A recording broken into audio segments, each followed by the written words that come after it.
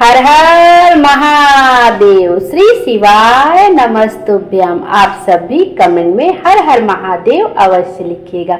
आइए आज के वीडियो में हम सोमवार की व्रत कथा का श्रवण करेंगे। सोमवार का दिन भगवान शंकर और माता पार्वती को समर्पित होता है। सोमवार के दिन भगवान शंकर की विधि विधान से पूजा अर्चना करने के बाद सोमवार की व्रत कथा का श्रवण अवश्य करना चाहिए। सोमवार की व्रत को करने से व्यक्ति की सभी मनोकामनाएं पूर्ण होती हैं और जीवन में सुख समृद्धि का वास होता है। आइए अब व्रत कथा का श्रवण करते हैं। पौराणिक कथाओं के अनुसार ज्वालापुर नामक नगर में एक बहुत धनी साहूकार रहता था। उसके घर में धन की कोई कमी नहीं थी। उसे केवल एक दुख था कि उसके कोई पुत्र नहीं था। वह दिन रात यही चिंता करता रहता था। वह पुत्र का पाने की कामना से प्रत्येक सोमवार को शिव जी का व्रत और पूजन करता था तथा संध्या काल में शिव मंदिर में जाकर भगवान शिव जी के सामने दीपक जलाता था। उसके इस भक्ति भाव को देखकर एक दिन माता पार्वती जी ने भगवान शिव से कहा, प्रभु, यह साहूकार आपका अनन्य भक्त है और सदैव आपका व्रत और पूजन श्रद्धा पूर्वक करता है। आपको इसकी मनोकामना पूरी करनी चाहिए। माता पार्वती की बात सुनकर शिव जी ने कहा, हे पार्वती, यह संसार कर्म क्षेत्र है। जिस प्रकार किसान खेत में जैसा बीज बोता है वैसा ही फल काटता है, उसी प्रकार इस संसार में हर व्यक्ति अपने कर्मों के अनुसार ही फल भोगता है। तब माता पार्वती ने अत्यंत आग्रह के साथ कहा, प्रभु, यह साहूकार आपका अनन्य भक्त है और यदि इसे कोई दुख है तो वह दुख आपको अवश्य ही दूर करना चाहिए, क्योंकि आप सदैव अपने भक्तों पर दयालु रहकर उनके दुखों को दूर करते हैं। यदि आप ऐसा नहीं करेंगे तो मनुष्य आपकी सेवा और व्रत क्यों करेंगे? माता पार्वती का ऐसा आग्रह देखकर भगवान शिव ने कहा, हे पार्वती, इस साहूकार के कोई पुत्र नहीं है। इसी चिंता में यह दुखी रहता है। इसके भाग्य में पुत्र न होने पर भी मैं इसे पुत्र की प्राप्ति का वर देता हूँ, पर इस पुत्र की आयु केवल 12 वर्ष की होगी। इसके पश्चात वह मृत्यु को प्राप्त हो जाएगा। इसके लिए इससे अधिक मैं और कुछ नहीं कर सकता। यह सारा वार्तालाप साहूकार चुपचाप सुन रहा था। इससे उसे ना तो कोई प्रसन्नता हुई और ना ही दुख हुआ। वह पहले की तरह ही भगवान शिव जी का व्रत और पूजन करता रहा। कुछ समय बीतने पर साहूकार की स्त्री गर्भवती हुई और 10वें महीने में उसे एक अति सुंदर पुत्र प्राप्त हुआ। साहूकार के घर में बहुत खुशी मनाई गई। साहूकार ने निर्धनों तथा ब्राह्मणों को अन्न, वस्त्र और धन आदि का दान किया। उसने किसी को पुत्र की आयु का भेद नहीं बताया। जब वह बालक 11 वर्ष का हो गया तो उस बालक की माता ने साहूकार से बालक के विवाह आदि के लिए आग्रह किया, लेकिन साहूकार ने कहा कि अभी मैं इसका विवाह नहीं करूंगा। इसे पढ़ने के लिए काशी जी भेजूंगा। फिर साहूकार ने अपने साले अर्थात बालक के मामा को बुलाकर और उसे बहुत सा धन देकर कहा कि तुम इस बालक को पढ़ने के लिए काशी जी ले जाओ और रास्ते में जिस स्थान पर भी रुको वहां यज्ञ तथा ब्राह्मणों को भोजन कराने के बाद आगे जाना। वे दोनों मामा भांजे यज्ञ कराते और ब्राह्मणों को भोजन कराते हुए जा रहे थे। रास्ते में प्रताप नगर नामक शहर पड़ा। उस शहर के राजा की पुत्री का विवाह था, इसलिए शहर को बहुत अच्छी तरह सजाया गया था। दूसरे राजा का लड़का जो राजकुमारी से विवाह के लिए बारात लेकर आया था, वह एक आंख से काना था।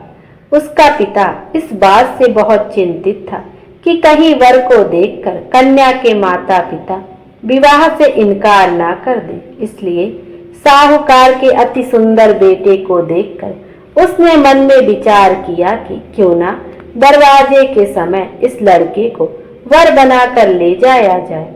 ऐसा विचार करके वर के पिता ने उस लड़के और उसके मामा से बात की तो वे दोनों तैयार हो गए।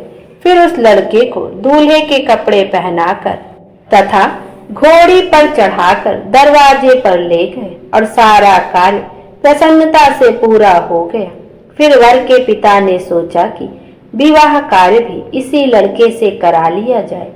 ऐसा सोचकर उसने लड़के और उसके मामा से कहा, यदि आप फेरों और कन्यादान के काम को भी पूरा कर दें तो आपकी बड़ी कृपा होगी। उन्होंने स्वीकार कर लिया और विवाह कार्य भी अच्छी तरह संपन्न हो गया। परंतु जाते समय लड़के ने राजकुमारी की चुनरी के पल्ले पर लिख दिया, तुम्हारा विवाह तो मेरे साथ हुआ है, लेकिन जिस राजकुमार के साथ तुम्हें भेजा जाएगा वह एक आंख से काना है। मैं तो काशी जी पढ़ने जा रहा हूँ। लड़के के जाने के बाद उस राजकुमारी ने जब अपनी चुंदरी पर ऐसा लिखा हुआ पाया तो उसने राजकुमार के साथ जाने से इनकार कर दिया और कहा कि यह मेरा पति नहीं है, मेरा विवाह इसके साथ नहीं हुआ है। मेरा पति तो काशी जी पढ़ने गया है। राजकुमारी के माता पिता ने अपनी पुत्री को विदा नहीं किया और बारात खाली हाथ लौट गई।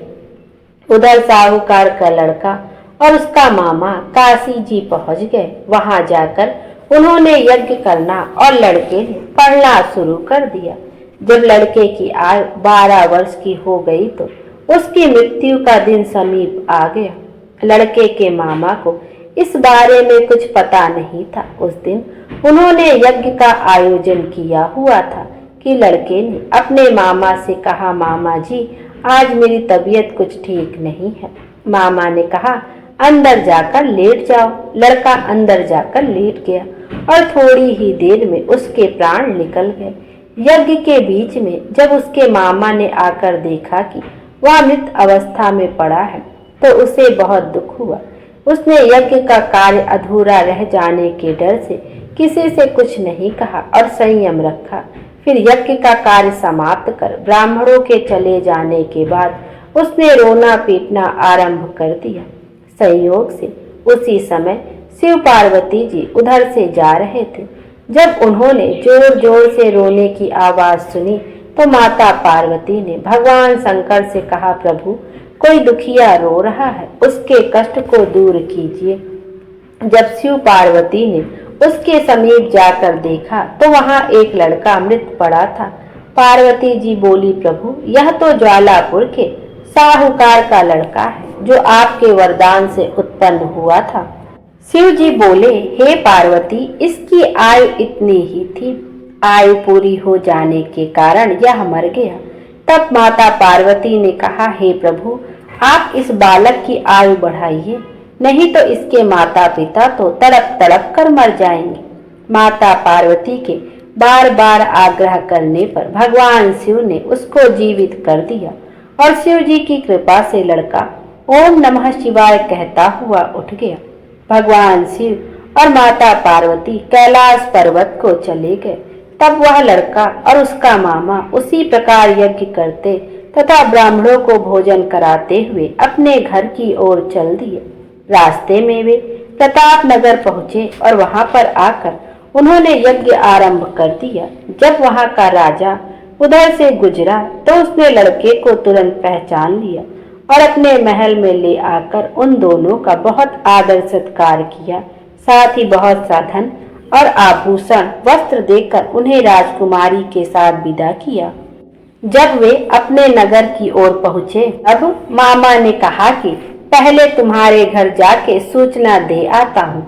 जब उस लड़के को मामा का घर पहुंचा तो साहूकार और उसकी पत्नी घर की छत पर बैठे थे और उन्होंने यह प्रण कर रखा था कि यदि हमारा पुत्र सकुशल लौट आया तो हम नीचे आ जाएंगे, नहीं तो छत से कूदकर अपने प्राण त्याग देंगे। इतने में उस लड़के के मामा ने आकर बताया कि आपका पुत्र सकुशल वापस आ गया है तो उनको विश्वास नहीं हुआ।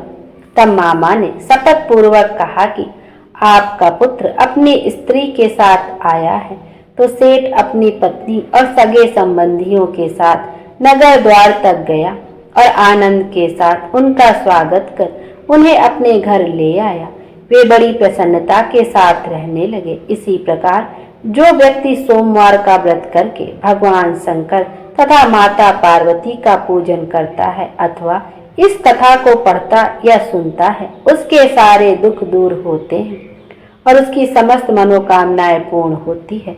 बोलिए भगवान शंकर की जय, माता पार्वती की जय, उमापति महादेव की जय।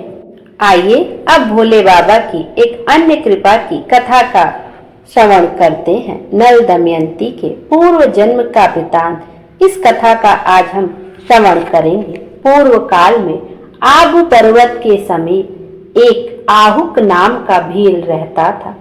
उसकी पत्नी का नाम आहूजा था। वह बड़ी पतिव्रता तथा धर्मशीला थी। वे दंपति बड़े शिव भक्त एवं अतिथि सेवक थे। एक बार भगवान शंकर ने इनकी परीक्षा लेने का विचार किया। वे एक यति का रूप धारण करके संध्या समय आहुक के दरवाजे पर जाकर कहने लगे, भील तुम्हारा कल्याण हो, मैं आज रात भर यहीं रहना चाहता हूँ। तुम दया करके एक रात मुझे रहने के लिए स्थान दे दो। इस पर भील ने कहा, स्वामिन मेरे पास स्थान बहुत थोड़ा है, उसमें आप कैसे रह सकते हैं। यह सुनकर यति चलने को ही थे कि पत्नी ने पति से कहा, स्वामिन यति को लौटाइए नहीं, गृहस्थ धर्म का विचार कीजिए। इसलिए आप दोनों तो घर के भीतर रहें, मैं अपनी रक्षा के लिए कुछ बड़े शस्त्रों को लेकर दरवाजे पर बैठी रह जाऊंगी। भील ने सोचा कि यह बात तो ठीक ही कहती है, परंतु इसे बाहर रखकर मेरा घर में रहना ठीक नहीं, क्योंकि यह अबला है। अतएव उसने यति तथा अपनी पत्नी को घर के भीतर रखा और स्वयं शस्त्र धारण कर बाहर बैठा रहा। रात बीतने पर हिंसक पशुओं ने उस पर आक्रमण किया और उसे मार डाला। प्रातः होने पर जब यति और उसकी पत्नी बाहर आए तो उसे मरा देखा। यह देखकर यति बहुत दुखी हुए, पर भीलनी ने कहा, महाराज इसमें शोक तथा चिंता की क्या बात है। ऐसी मृत्यु तो बड़े भाग्य से ही प्राप्त होती है। अब मैं भी इनके साथ सती हो जाऊंगी, इसमें तो हम दोनों का ही परम कल्याण हो गया। यूं कहकर चिता पर अपने पति को रखकर वह भी उसी अग्नि में प्रविष्ट हो गई। तब भगवान शंकर डमरू, त्रिशूल आदि आयुधों के साथ प्रकट हो गए। उन्होंने बार बार उस भीलनी से वर मांगने को कहा, पर वह कुछ ना बोलकर सर्वथा ध्यान मग्न हो गई। तब भगवान ने उसे वरदान दिया कि अगले जन्म में तुम्हारा पति निषेध देश में राजा वीरसेन का पुत्र नल होगा और तुम्हारा जन्म विदर्भ देश के राजा भीमसेन की पुत्री दमयंती के रूप में होगा। यह यति भी हंस होगा और यही तुम दोनों का संयोग कराएगा। वहां तुम लोग अनंत राज सुखों का उपभोग करके अंत में दुर्लभ मोक्षप्रद को प्राप्त करोगे। यूं कहकर वे प्रभु शंकर वहीं अचलेश्वर लिंग के रूप में स्थित हो गए और कालांतर में ये ही दोनों भील दंपत्ति नल दमयंती के रूप में अवतीर्ण हो। बोलो भगवान शंकर की जय। यह कथा शिव महापुराण से ली गई है। ओम गण गणपते नमः। आइए अब गणेश भगवान की कथा का श्रवण करते हैं। एक बार गणेश जी एक छोटे बालक के रूप में चिमटी में चावल और चमचे में दूध लेकर निकले। वो हर किसी से कह रहे थे कि कोई मेरी खीर बना दो, कोई मेरी खीर बना दो। कोई भी उन पर ध्यान नहीं दे रहा था, बल्कि लोग उन पर हंस रहे थे। वे लगातार एक गांव के बाद दूसरे गांव में इसी तरह चक्कर लगाते हुए पुकारते रहे, पर कोई भी उनकी खीर बनाने के लिए तैयार नहीं हो रहा था। सुबह से शाम हो गई, गणेश जी लगातार घूमते रहे। शाम के वक्त एक बुढ़िया अपनी झोपड़ी के बाहर बैठी हुई थी। तभी गणेश जी वहां से पुकारते हुए निकले कि कोई मेरी खीर बना दे, कोई मेरी खीर बना दे। बुढ़िया बहुत कोमल हृदय वाली स्त्री थी। उसने कहा, बेटा मैं तेरी खीर बना देती हूँ। वह छोटा सा बर्तन चढ़ाने लगी। तब गणेश जी ने कहा कि दादी माँ, छोटा सा बर्तन मत चढ़ाओ, तुम्हारे घर में जो सबसे बड़ा बर्तन हो वही चढ़ा दो। बुढ़िया ने वही सबसे बड़ा वाला बर्तन चढ़ा दिया। वह देखती रह गई कि वह जो थोड़े से चावल उस बर्तन में उसने डाले थे वह तो बहुत ज्यादा हो गई थी और वह पूरा बर्तन भर गया है। गणेश जी ने कहा, दादी माँ मैं स्नान करके आता हूँ, तब तक तुम खीर बना लो, मैं वापस आकर खाऊंगा। खीर तैयार हो गई तो बुढ़िया के पोते पोती खीर खाने के लिए रोने लगे। बुढ़िया ने कहा, गणेश जी तेरे भोग लगाकर कहकर चूल्हे में से थोड़ी सी खीर डाली और कटोरी भर कर बच्चों को दे दी। अभी भी गणेश जी नहीं आए थे। बुढ़िया को भी भूख लग रही थी। वह भी एक कटोरा खीर का भर के किवाड़ के पीछे बैठकर एक बार फिर कहा कि गणेश जी आपको भोग लगे कहकर खाना शुरू कर दिया। तभी गणेश जी भी आ गए। तब बुढ़िया ने कहा, आ जा रे बेटा, खीर खा ले, मैं तेरी ही राह देख रही थी। गणेश जी ने कहा, दादी माँ मैंने तो खीर पहले ही खा ली। बुढ़िया ने कहा, कब खाई? गणेश जी ने कहा, जब तेरे पोते पोती ने खीर खाई तब खाई थी। अब तूने खाई तो मेरा पेट पूरा ही भर गया। बुढ़िया ने पूछा, मैं इतनी सारी खीर का क्या करूँगी? इस पर गणपति जी बोले, सारे गांव को दावत दे दो। बुढ़िया ने बड़े प्यार से मन लगाकर खीर बनाई थी। खीर की भीनी भीनी मीठी मीठी खुशबू चारों दिशाओं में फैल गई थी। वह घर जाकर खीर खाने का न्योता देने लगी। लोग उस पर हंस रहे थे।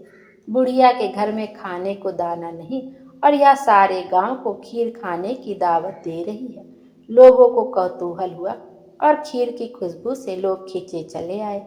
लो सारा गांव बुढ़िया के घर में इकट्ठा हो गया। बुढ़िया ने पूरी नगरी जिमा दी, फिर भी बर्तन पूरा ही भरा था।